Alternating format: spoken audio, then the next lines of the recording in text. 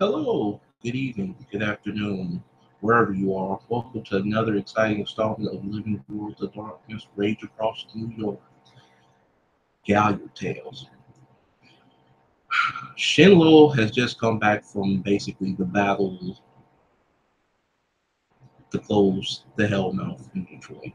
Shin-Lo has did his usual, gathered the kinfolks and Guru to tell him a tale that will inspire him to go forth. He earned a deed name called Creates, but it's not about him. It is about the pack of striders of ice and concrete and their plus one. Like always, Shin-Lo is just observer, and now he will tell the tale. I, Shin-Lo, known to the nation as creates the hope, proud child of the stars and Gallaird, homage to the nation, proud member of the Sept of the Green.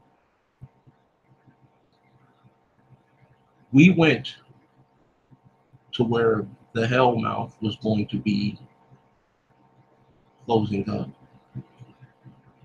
We went to the great battle. There were a lot of twists and turns to get there, a lot of stuff that needed to be done and said. But the pack known as Striders of Ice and Concrete, and also plus myself and Grant's Eternal Rest, we was there on a mission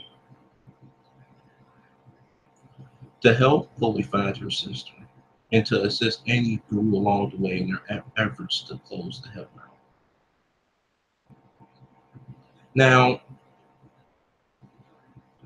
we went there, and what we seen was great guru battling for their lives on the battlefield. But what we also seen was another battle that takes place that we don't usually like to acknowledge at times. It was the battle of your soul. It was the battle of the will that lasts within you. It was the battle to see the perseverance if you would keep on going. The battle to see the push through all adversity.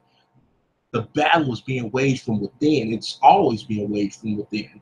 We went there to an encampment, basically near the place they called the Dark Zone, which was basically ground zero where the Hellmouth was at. We basically went there and seeing Guru having external conflict with oneself. They were having a conflict within themselves, trying to figure out, was the fight, should they fight on? Should they keep on going? Was this a losing cause? It was the battle for one soul, a battle that we face every day. But the pack of striders and concrete put forth their feet and stood amongst the gathering, the congregation, and showed them that there was hope, that there is always hope, that you must stand strong amidst the adversity, that no matter how tough things may be, you must stand tall. Our old Proverbs that I read said that the faith the size of a mustard seed can move the mountains, which that peaks the heavens. You must stand tall with this pack of striders and ice and concrete standing there, plus myself and Grant's Eternal Rest. They looked upon us and they felt inspired. In the distance, there was a mighty beast, one they called the Thunderworm, stood amongst roaring. The guru was hiding, trying to battle within themselves the external conflict of trying to withstand themselves, trying to understand was this fight worth it? But the pack that comes from the Sept of the Green, Striders of Ice and Concrete, stood tall and faced the beast in the direction of the beast, and showed them that they will stand tall no matter what. And when they seen that, the rest of the group that was there stood up and roared with such ferocity. They roared, and they was willing to provide them provide the pack with the distraction needed for them to pierce the heart of where the enemy may lie, and be able for Chloe and her pack to be able to set forth and be able to rescue her sister. Now, we went while the noble Guru did their distraction.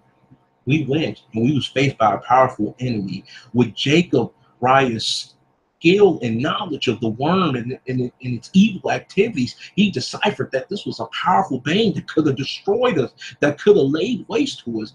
But Chloe Raya stepped forward, showing her tenacity of if the beast drew near, that it will have to get past her to get to us, showing us that the high-ranking members of the sect is willing to lay down his life for us if needed, showing us the shining example of how those of high rank should conduct themselves, how they should showcase their skills amongst the youngers. Katya, with her knowledge of survival and her knowledge of blessed by Mother Rat, her knowledge to be able to decipher the beast movements alongside with Jacob Raya, was able to determine that the beast could not see. It could not see, but it could hear with its advanced senses. It moved upon us as we stood still. Katya, with her motion, showed us that if you stay still, that you will not alert the beast's attention. So we stood still. As we stood still, we seen the beast lay before us and moved forward, but we stood still. Going through our minds, we don't know what was going to happen, but we had to survive. The beast passed. As the beast passed, I was alerted by other Gallairds of basically who was aiding us that they needed help. So I went to go assist them with the permission of the Alpha of the mission, which was Chloe Raya. I went to aid in the distraction to help out the package riders of ice and concrete. With this being said and done, we fought. We fought against Black Sprawl dancers. As we was fighting, a mighty beast came forth from the ground. The thunderous thunderworm come from the ground. We was tired, but we kept fighting on. When that beast came forth from the ground, we thought that it was over. We was exhausted. My claws filled with the blood of my enemies. My muscles exhausted. My rage spent.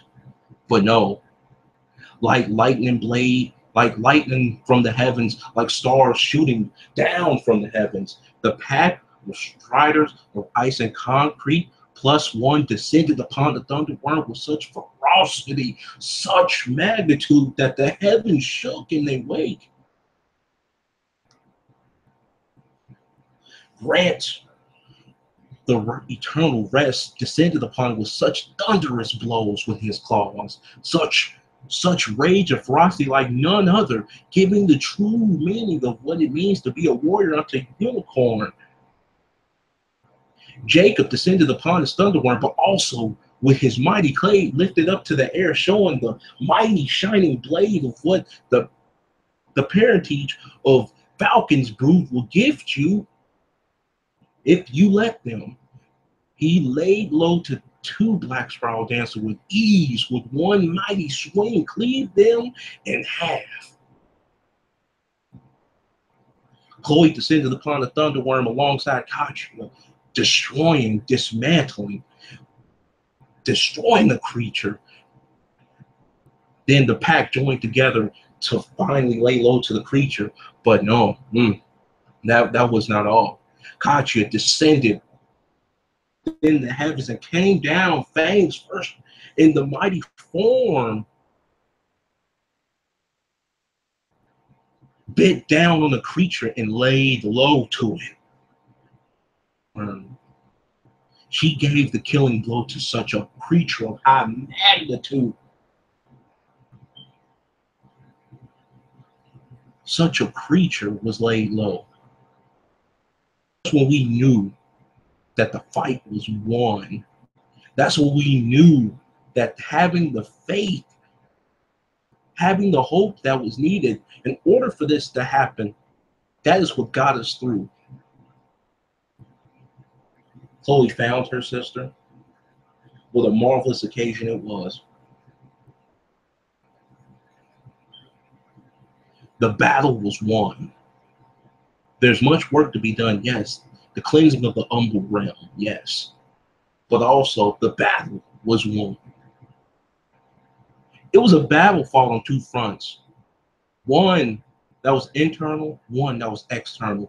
One, when you battle with oneself, when you're battling and trying to build up hope within oneself, to try to push yourself forward, make sure that you have the faith necessary unto Gaia to push forward in battles in these troubling the last times as the apocalypse approaches.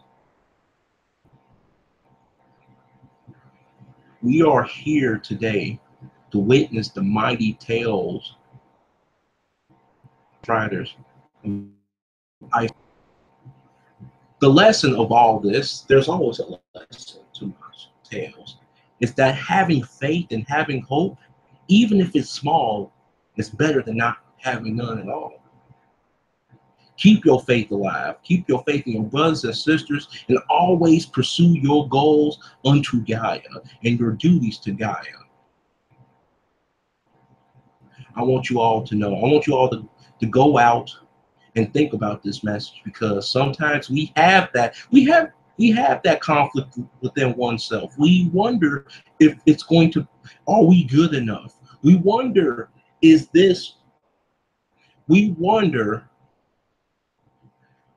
our fight for Gaia good enough? Sometimes you must put it into action. Sometimes your will must manifest through your cause and fangs, and also through your words. Through the valor I gift Chloe, the alpha of the mission, with the deed name of Nike's Valor. I gift Jacob, the beta of the Striders of Ice and Concrete, the deed name of Falcon's Shining Blade.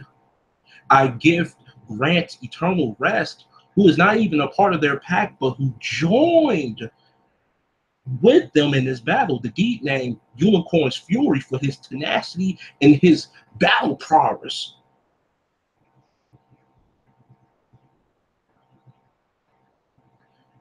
Katya already got a deed name. I do not want to step on the toes of another, but her deeds was well known as well. I'm glad that you all came out here today. I like to say this: have faith, even if it's the size of a mustard seed, for that faith can move the very mountains of the heavens. And thank you all for listening. And that will be it of Shin-Lo's tale. Thank you, players, for watching. Thank you, watchers, for watching. This has been another exciting installment of Living Worlds of Darkness, New York Gallaird Tales. Thank you, and have a blessed day.